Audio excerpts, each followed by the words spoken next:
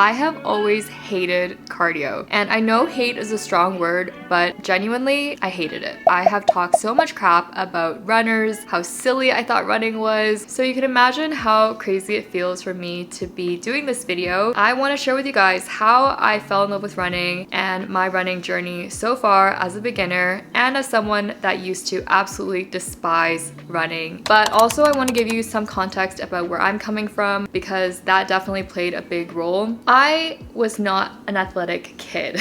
I was not an athletic teenager. I did not play sports growing up. I was not on the track team. I did not run cross country. I had no background in sports or running, okay? So trust me when I say I really started off with close to nothing. There's only been a couple periods of my life when I would say I did do a little bit more physical activity. One was when I was going through a weight loss period, which I've talked about in other videos. It's a whole other story, not relevant. But the other period was when I did decide to start doing some weightlifting, and that was highly driven by aesthetics. And in those times, I never looked at cardio as something that I was interested in doing for fun. It was kind of a necessary evil, and I always did like Stairmaster or elliptical. On top of my lack of athletic experience, I was also a smoker and vapor for 10 years. I did do a video on my other channel talking about how I quit nicotine after 10 years. I'm not gonna get too much into that part of it because you can watch that video where I go in depth about the whole journey. So after quitting, it wasn't an immediate like I want to try running. It wasn't until June of 2024 that I moved across the country from Toronto to Calgary. At that point, I think it just kind of clicked. I wanted to try something different and I was in a new environment, and I do feel like over the years running has become more and more popular. Like run clubs were a thing. I did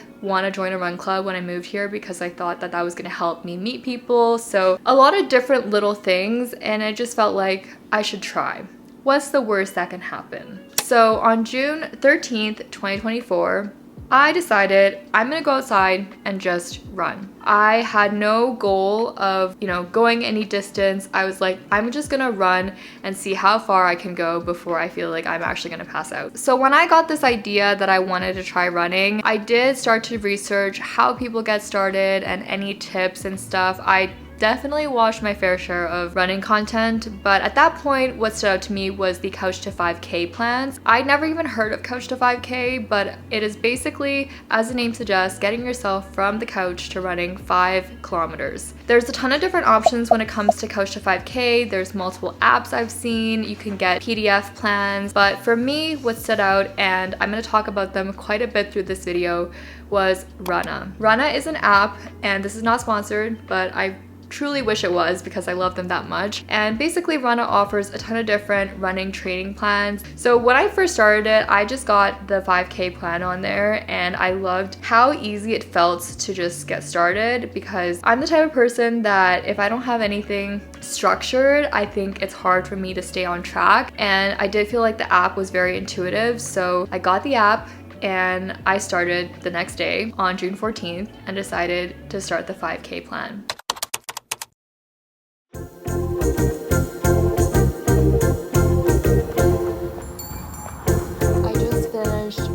Run 3 of week 1. Today was 3 minutes running, 1 interval or 1 minute interval of walking, which I basically did all of except when there was like a little bit of a hill, but otherwise felt pretty good. I'm just about to take my brand new Hoka shoes for a run.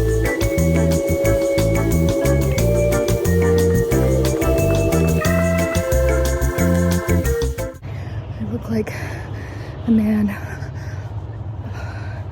Why do I look like this?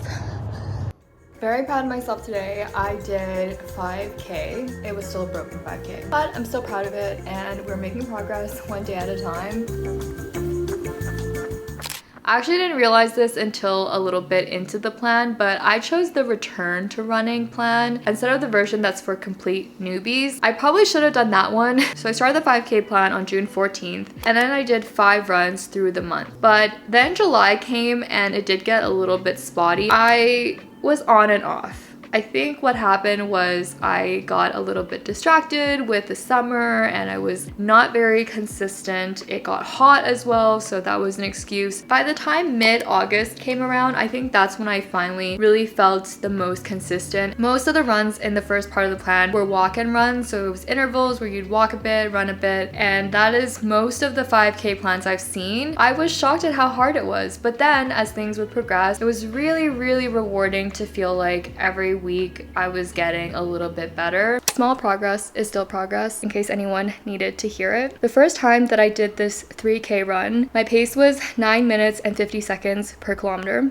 That was in July. In August, I did an 8 minute and 9 second pace, so significant improvement, which was already something I was really proud of. And then today, my pace was 7 minutes and 31 seconds.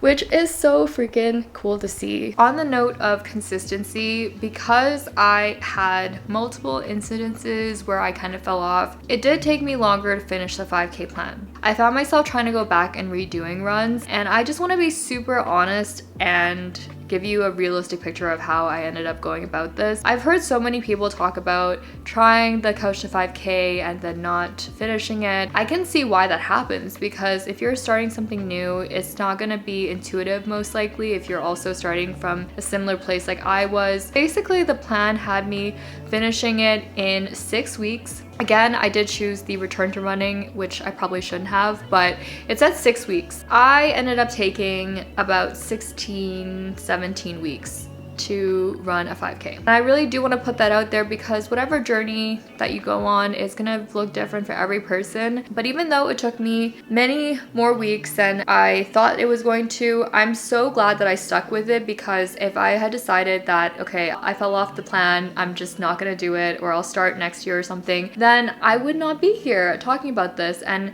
I think you just have to keep pushing a little bit. I'd rather take the time that I took than decide I was going to start over or decide I would start later, because who knows if I would have even restarted if I gave up at that point. So after many weeks, I finally came up to a 5K run continuously on my run-up plan. Got the Hokas, shorts, let's go!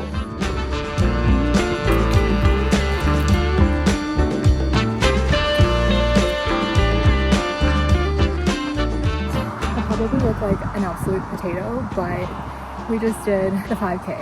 I actually managed to finish it without stopping at all, and I told myself before doing this, like, honestly, any number that started with a 3 I would have been happy with, but I got it done in 33 minutes and some change, which is actually so freaking sick.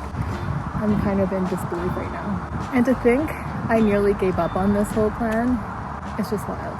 That was such an accomplishment, and I look back at that and still remember the shock that I felt. Even 3K felt so daunting for me only weeks before, and then as I was doing it, not stopping was just an incredible feeling.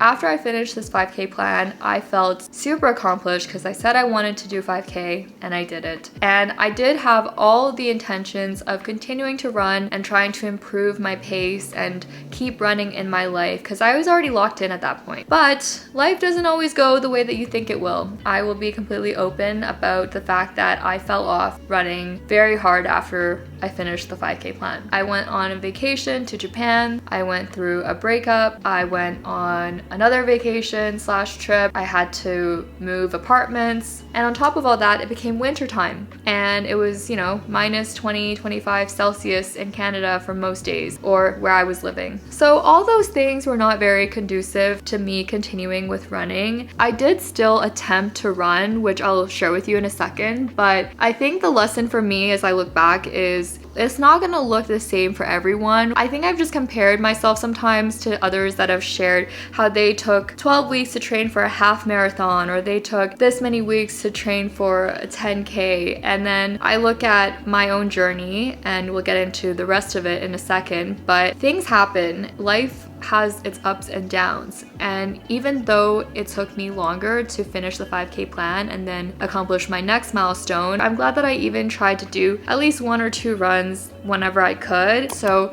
November, after I came back from my trip, I did 3 runs, So nothing crazy. December, I did 2 total runs. January, I did 3 total runs. And February, I did 2 total runs. Were these the best runs? No. Did I run the most in these months? Absolutely not, but at least I tried. Throughout those months when things were a bit crazy, I did have a goal that I wanted to run a longer distance, and I was playing around on Runna because there's a ton of different options for different plans, and I thought that the next milestone would be 10K. I actually tried to start this plan in January and February, but I think I was still very busy with a lot of things happening in life. And then March happened. At the start of March, I decided to kickstart my 75 soft challenge. I also have a video about that, and I'm actually still doing the challenge, but that basically is a 75-day challenge where I'm trying to complete different tasks related to wellness and taking care of yourself. Basically just habits that I wanted to maintain. One of the things is getting 45 minutes of exercise every day. When I actually filmed that video about 75 soft, I had mentioned running and where it fit in my life, and I'd already started the running plan at that point, but I wasn't sure about whether I would sign up for a race or what my first race would be. To add another layer to it, a trip actually came up, and it basically coincided with some of the running plan. If I'm being honest, I did think about this many times, so I'll give you the quick summary TLDR. The running plan was gonna end when I was on my trip, and if I was to sign up for a race after the plan finished, I would have to do it after I returned from my trip,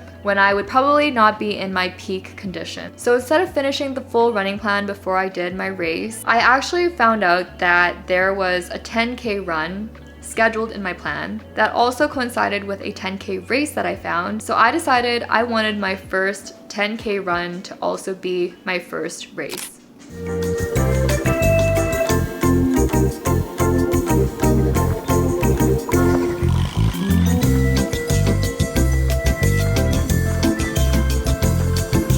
That was a phenomenal run. I'm glad that I went. This is your sign. If you feel like you don't want to do something, think about how good it's going to feel afterwards.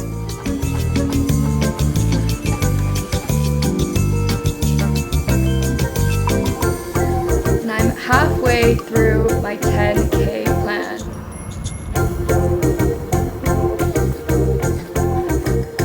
That run was deeply humbling, to say the least. I started to realize in the last couple weeks that my heart rate was going crazy. I never really noticed how high it was getting, but I started to feel really bad after a couple of the longer runs that I did, which is why in the last couple runs through my taper week, I decided to just take it as easy as possible. And that did kind of freak me out because I was running slower than I wanted to run, but I also felt like it was more important to listen to my body because I did not feel good. So I tried to really just do as much prep and listen to all the things that people had shared. I tried to get as much rest as possible. I tried to fuel myself with the carbs, you know. I mean, I didn't really need to do carb loading for 10K, but I did do all the things that I thought would help me feel the best that I could. So finally we got to race day.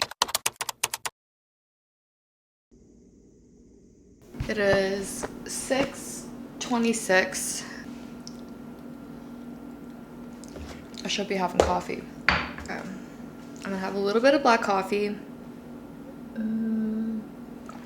So, what is my strategy today? They're gonna have pacers for the 10K. They have pacers for all the races, but the 10K pacers, they have one at like 55 minutes, an hour and 5 minutes, an hour and 10 minutes. I don't think I can do an hour and 5, but I think if I start with them in front of me and I can still see them for most of the race, then I should be within the range that I want to get. And if I am at least relatively ahead of the hour and 10 pacer, then I'll know that I am beating the time that I want to reach, because I honestly just want to get like under an hour and 10, but I feel like now that I've said it, it's gonna be in my head. So in that final stretch, if I'm too close to that pacer, I will just have to book it, is what I'm thinking. How realistic that is, I don't really know. I've never done a race. I've never ran 10K. This is like all happening at once. So I'm nervous but excited. I think I'm more excited than I am nervous. This is not that deep. It is really just my own ego. Everyone's pace is their pace. I think I have finally accepted that, but it took me quite a while. It is pretty cold, not gonna lie.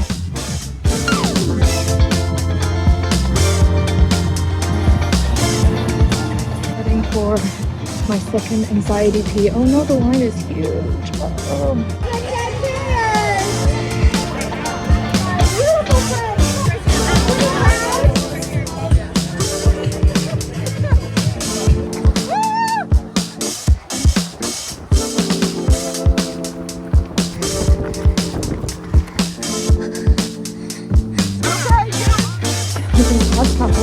I'm sorry, but I am dying.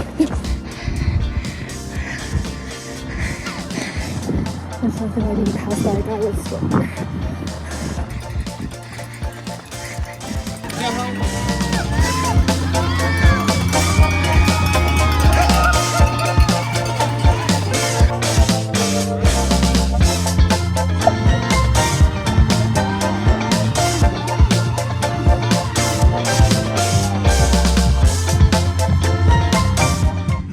I am so proud of myself for doing the damn thing. So as I'm filming this now, it is the day after, and I wanted to give you guys a quick recap of how I was feeling through the actual race. Before this run, I did run with others in a run club, which I think is a really good way to get a sense of what it's like to be around other runners. It's easy to get swept up in other people's paces, is what I've been told. In my case, I think it did kind of help. So I'm gonna put my splits on the screen, which is something I never thought I was ever gonna say. Basically, the first half of the run, I found a guy and a girl that were running pretty close in front of me, and I'm so sorry to both of them because I did not know them, but I was like, I need someone in front of me, and their pace was very reasonable. It was like 6:20 to 6:30 per kilometer. The run itself was out and back, so I knew that if I could stick with them for the first half, I would have 5 kilometers covered, and then if I need to stop, I can stop. I was noticing that there were more hills than I expected, and I tried to just mentally prepare myself because by the time that I turned around, I gave up on trying to follow the 2 people in front of me. I just kept on going at a reasonable, comfortable pace for myself, and you can see in the 6 to 7 kilometer that I was slower than the others because I did end up stopping and walking a little bit. I did have the run on Runna, and then it told me that I had 3 kilometers left, and at that point I was like, okay, Celine, you know how long 3 kilometers is. You ran 3 kilometers literally the day before. Let me just try to book it. It was not as successful as I thought. I did have to stop a few times from K8 to 9. I don't regret it. Was that the strategy I wanted? No, but something in me was like, okay, if this is what I gotta do, this is what I gotta do. The last kilometer though, I was like, okay, let me just go and keep going and then cross this finish line. When I saw the time I got, I actually kind of wanted to cry because it just was not even in the realm of possibility. Until the last 2 kilometers, I did not look at the time because I didn't even want to know. I just felt like I'm here. Whatever pace that I'm running is going to be the pace that I run, and it's going to be the time that I get. I'd come so far from getting out of breath from running down the block to running 5 kilometers non-stop, 7 kilometers non-stop, 8 kilometers non-stop, and then doing a 10K. Like, a time is a time is a time. And I think that shift in perspective really made the biggest difference. And also the 2 people in front of me really made a big difference too. Now that I finished my 10K, I wanted to quickly chat about what is next for me in my running journey. I have thought many times when I was running my long runs, and even when I did the 10K, that I can't imagine running more than this. Like, this is the max distance I could ever physically imagine myself traveling. But there is a little piece of me, like a small little piece of me somewhere deep within, that does kind of crave another challenge. So I don't know if I'm gonna do a half. It's definitely not gonna be this year, but it's something that I thought I was gonna be a definite no on, and now that I think about it more, it's a maybe. You guys will obviously know if I make that decision, but in the meanwhile, I have decided I'm gonna do another 10K race, and it's not for a few months, so I will share a bit more as it gets closer, but In any case, I hope this was helpful or potentially motivating if you guys have been wanting to start your own running journey. Also, through this whole video, my dog has been snoring, so in case you're wondering what that noise is. If you guys have any tips for my next 10K or potential half in the future, distant future, I don't know, I'd love to hear it in the comments. If you guys did enjoy this video, make sure to give it a like. It really supports my channel. Thank you so much for watching, and I'll see you guys in the next one.